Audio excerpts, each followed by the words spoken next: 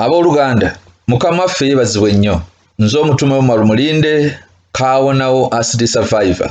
Nina ensonga zino nkulu nnyo nkusaba ompulirize n'obwegendereza ate bw'omala okuwuliriza akatambi kano kasindikire buli muntu yenna gw'olowooza nti kikwatako. Abooluganda kyewuunyisa nnyo ate okuwulira nti waliwo abasumba abawagira etteeka lino lukodo ly'ayagala okuleeta okukalubiriza abalokole. Kino kiba kiswaza kubanga abantu Katonda be yayita okusolovinga ebiremye ate nga kati baddukira eri abasobeddwa mbu ate abasobeddwa be baba bayamba. Teeberezaamu singa ababbi bajja ku kyalo ate ogenda okulaba nga abapoliisi be badduka nga bakuba enduulu mu bayambe. Ekyo kifaanagana ne kino ekyabasumba mu kifo okukozesa Bayibuli okusaba n'okubuulira enjiri ennamu okumalawo ebizibu by'eggwanga ate baddukira eri gavumenti ebaterewo amateeka mbu gatereeze ebizibu by'ekkanisa. Bannange oba amateeka ga Musa oli yalaba ekisaka ekyaka n'omuliro n'ayabuluzaamu n'ennyanja gaalemwa, kati olowooza otya nti aga gavumenti moreover ey'e Uganda ge ganaasobola? Nate era kino kifaanagana nga bw'onaasanga paasita ng'akunguzza omuntu alinnyiddwako emmandwa, emisambu, amayembe oba amajinni mbu amutwalira omusawo amukuba empiso amugobeko emizimu. Yes, it's a modern generation. N'abasawo mu balwaliro tubakkiriza bye bakola bituufu era twejjanjabisa, naye omuzimu tebagukuba mpiso. Tebakulimba nti abasumba bawakanya etteeka lya lokodo bawakanya kusoma oba transparency. Si bwe kiri. By the way, abamu abawakanya twasoma ne tuyita nawo ne ku diploma gye bagamba, naye tumanyi nti bye boogera si y'ensonga, wabula babyerimbikamu banoonya kufuula bulokole eddiini, kunyigiriza kkanisa za mwoyo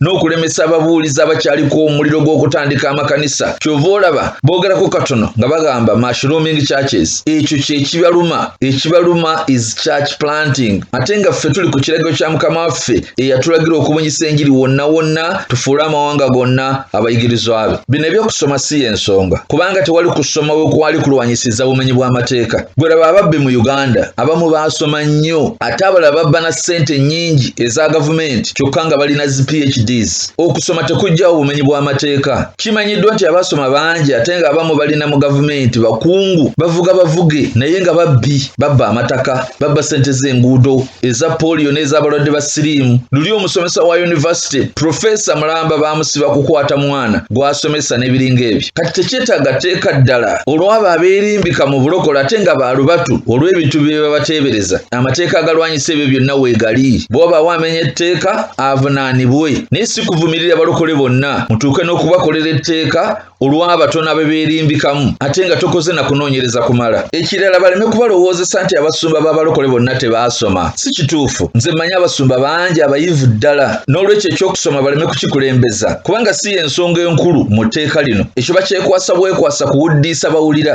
naye kye banoonya kwe kunafuya okuyitibwa kw'obusumba. Balwanyisa kiri eky'okuyitibwa. Baagala abasumba bafuuke profession, so nga buno obusumba bw'abalokole tebufaanagana na mirimu gya nsi. Oba nga bw'olaba obusomesa nti osooka mu college ne bakuwa certificate olwo n'otandika okusomesa. No, ebyaffe byanjawulo nnyo. Ffe okuyitibwa kwe kusooka, ezo diploma oba degrees ne zigoberera. Ate training eyaffe ey'amakulu ennyo okusinga n'ezo zi college ebeera ya discipleship and mentorship ekolebwa mu kkanisa. Kati gwe weebuuzemu ekibuuzo. Dr. Serwadda yakulembera baffe naye ababaffe bonna yabasinga okusoma. Bishop Lwere akulira NAFBAC, bonna abo aba NAFBAC yabasinga obuyivu. Reverend Simon Peter yakulira F omuli amakanisa nga Watoto, Deliverance Church n'endala, naye bonna olowooza yabasinga ebitabo. Kati ate towulira ebyo n'olowooza nti kirabika Mulinda ayogera ebyo kuba teyasoma yeewozaako. Nedda, nze nava mu busiraamu nga nsomedde ddala. Ate n'ako ka diploma ke bagamba mu theology nako nakafuna emyaka mingi egiyise nga tebannanjokya na acid ate n'ennyongerako n'empapula endala ennene wano n'emitala w'amawanga. Naye era ebyo si bye binkakasa ku butume. Okuyitibwa kwa Katonda kye kikulu era kye kinkakasa. Mu Uganda tulina abaweereza ba Mukama baliko okuyitibwa kwa Katonda nga bakoze ebintu ebinene nnyo nga ne bw'oba ne diguli 10 tosobola wadde okugezaako ekimu ekyokusatu ku byo. N'olw'ensonga eyo mulina okwongera okukitegeera nti obusumba obw'abalokole tebusinziira ku mpapula za kusoma wabula kuyitibwa, mafuta na kugoberera vision ya Katonda. Bayibuli egamba mu Bakolinso ekisooka essula 2:15 nti ow'omwoyo akebera byonna naye ye takeberebwa. Kati tubadde tukola ebintu ebibasukkako nga basoberwa, bibuuza ebibuuzo engeri gye tutambuzaamu ebintu kati banoonya okututeeka mu mbeera y'obudiploma basobole okutudefininga naye abooluganda abaremunanti ba Mukama mbasaba mu linnya lya Mukama waffe Yesu temukkiriza.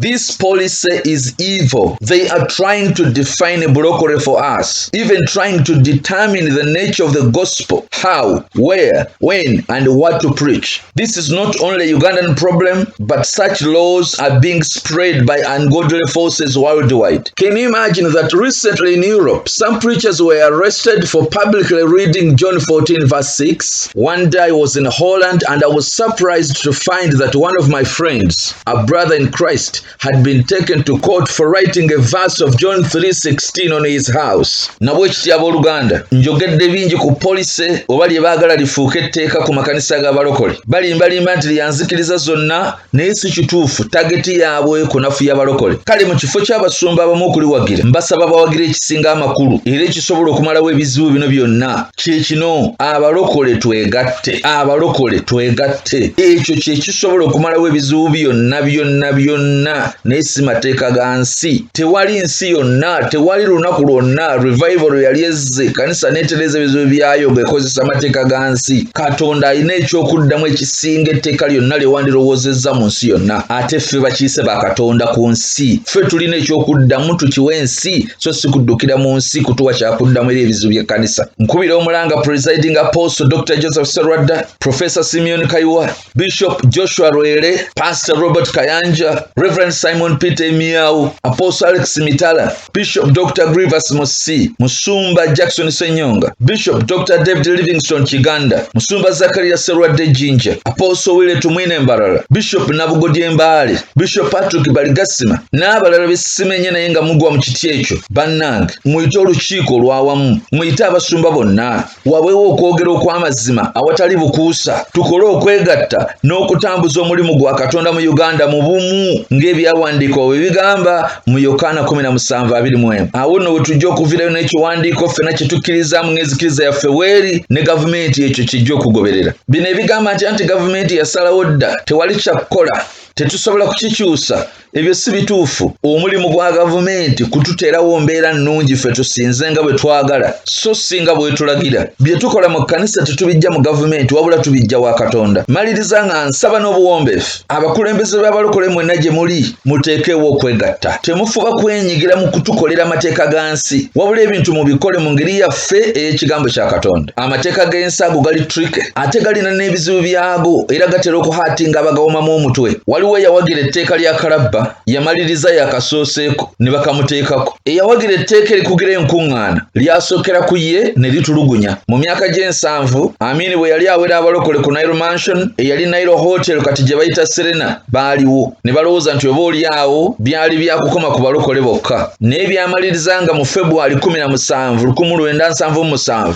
Archbishop wa Church of Uganda Amini amusse. Abasumba tuleme kutiisibwatiisibwa nti bajja kuggalawo amakanisa. Abooluganda tuli babaka ba Kristo tetukola bye tukola lwa mmase ya gavumenti. Actually gavumenti erina n'okutweguya tugiyamba nnyo.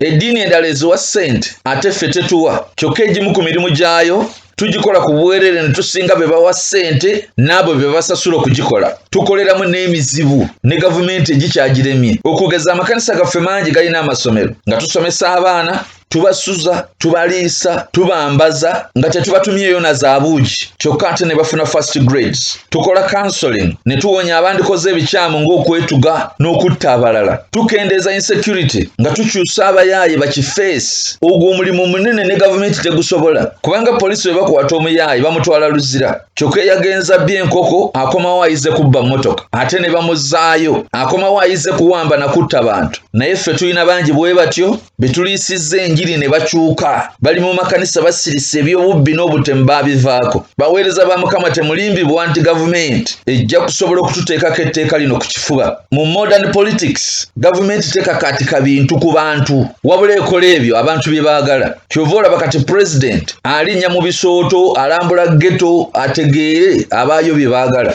N'olwekyo nsaba abakulembera abalokole essira muliteeke nnyo ku kiki abalokole bannammwe kye baagala era bwe kuba kusanyusa be muba musanyusa be muba mukolerera be muba muwolereza kati yo gavumenti mwe mugigambe nti lino etteeka abalokole baliganye tebalyagala then batubuuze kye twagala tubabuulire tubasaba muweeyo ebiseera ebimala okuwuliriza be mukulembera kye baagala kubanga kyabulabe eri omukulembeze obutawuliriza b'okulembera obeera oyinza okumaliriza nga tolina buwagizi ate ng'obuwagizi ge maanyi go kati yo gavumenti gye mugezaako okolagana nayo erina bambega ebeera eraba nga ebapimaapimamu ewulira ebiri mu bantu bw'eraba nga toweza buwagizi eyo mu bantu bo eyo eba penalty ya no confidence kyokka nga n'abalabe b'abalokole awo we baagala so that they try to take advantage exploiting those loopholes tewali kitugaana taabamiruka w'abalokole eggwanga lyonna ayitibwe twegatte wamu kitole ensonga tuzeeterereze tusobola mukama waffe yatugamba kubeera mitwe so si mikira akatambi kano kasindikire buli musumba yenna gw'omanyi ekisa kya mukama waffe Yesu Kristo n'okwagala kwa Katonda waffe bibeere naffe ffenna shalom